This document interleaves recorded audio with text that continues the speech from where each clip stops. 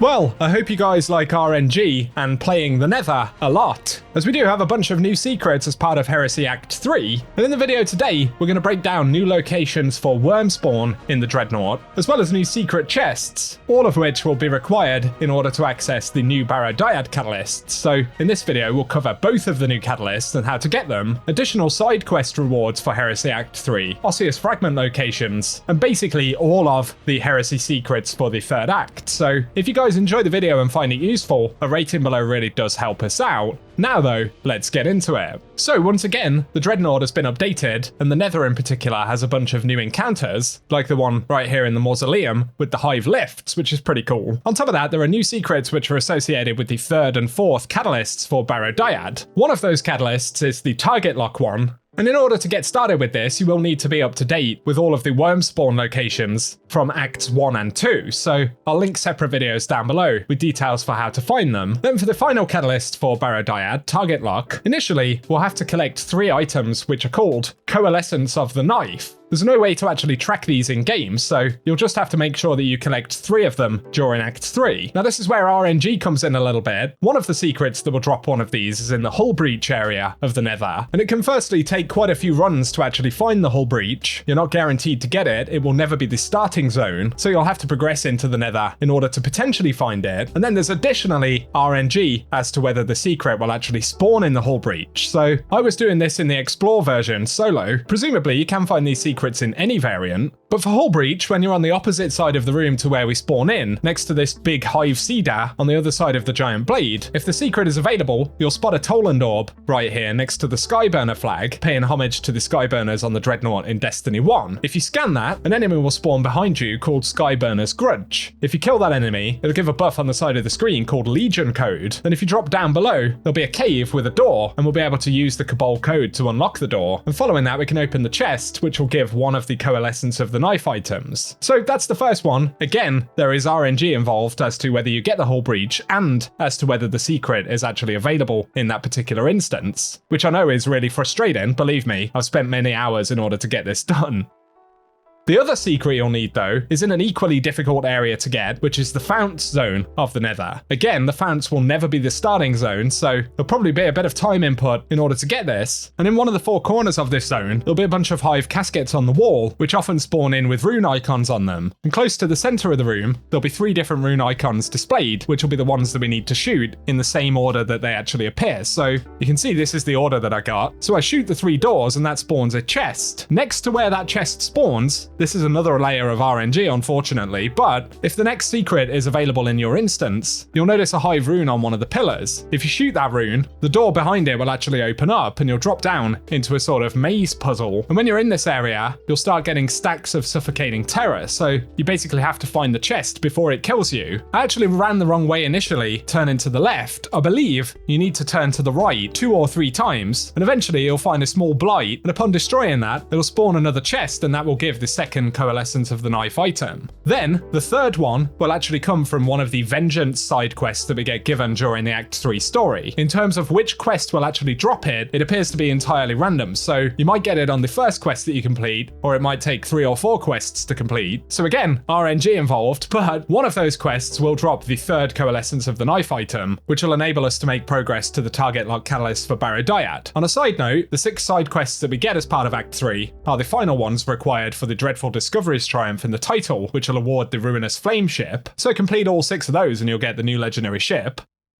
But back to the Barrow Dyad, once you've collected all 3 of the Coalescence items, if you spawn back into the Hull Breach, which again may require some RNG for a repeated visit to this zone, if you turn to the left and follow the wall on the left hand side, eventually you'll find a door here, which houses the Crossed Blades Tithe. So if you've got all 3 of the Coalescence items, you should now be worthy and be able to interact with that. Once you do, a portal will spawn and we can head through it and open the chests, and that will grant the Warped Osseous Spine. And we'll need to go back to the Shaping Slab in order to continue progressing on it. it, and then you may need to collect 2 more of the Wormspawn that are available in the Hull Breach zone. So these in particular will be Ravenous Wormspawn, and in order to pick those up, you have to be on the Path of Resolve. So if you're on Path of Ambition, they won't show up. But on Path of Resolve, the first one is actually in the middle of the giant sword in the center of the room. So looking back to where the main boss for the area is, if we turn to the side, you'll probably just about notice the glow of that first Ravenous Wormspawn for the Hull Breach zone. And for the second one in Hull Breach, next to the Hive Cedar, which is this weird hive tower thing on the opposite side of the sword, if you go up to the edge of the map right here, there'll actually be one sitting under the floor, which you can access by landing on this small platform. Once you've collected those 2, the final step for the target lock catalyst will actually be to complete the Derealize exotic mission once again. So it's only the second time that we've had to head into that exotic mission, and after completing it, that will be the target lock upgrade for the weapon. So that's the final catalyst. Of course, there's one more, which is the One for All catalyst, and for this one, you'll actually have to be on the Path of Ambition instead of Resolve. And to get the quest for the One for All catalyst, which is called 100-fold Path, you need to clear the Sunless Cell Strike with the Barrow Dyad equipped. That will drop another Osseous spine item that can be returned to the Shaping Slab, and the next step will be to collect all of the Tithing Wormspawn on the Dreadnaught.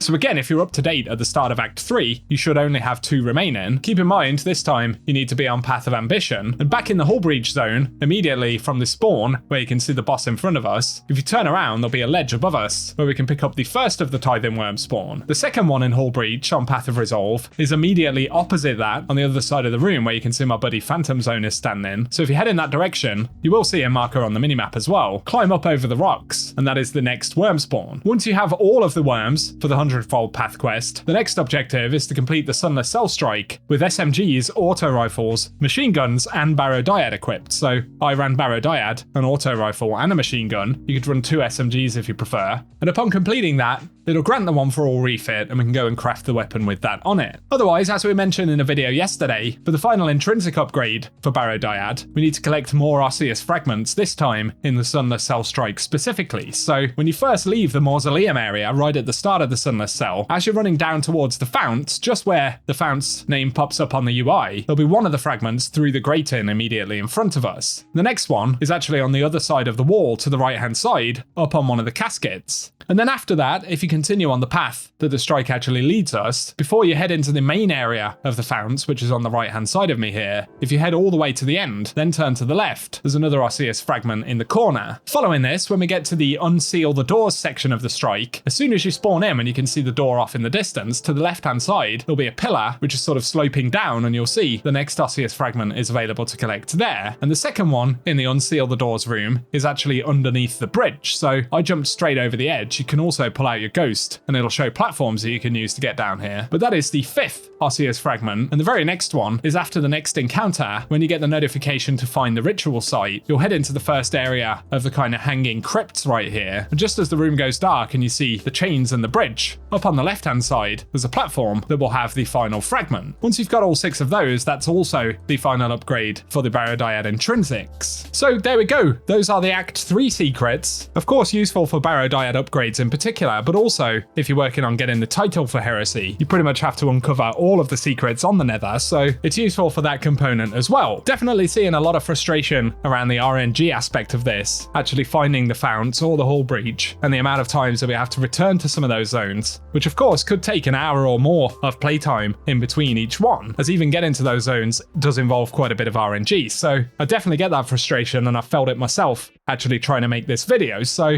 certainly one of the downsides of the Dreadnaught not being an entirely explorable zone. But it is what it is. Give us your thoughts down below. For now, I hope the video has been helpful, and if it has, a rating below really does help us on the channel. Also be sure to get subscribed, and I'll keep you posted with more content. But otherwise, thanks for watching, and I hope you guys have an awesome day.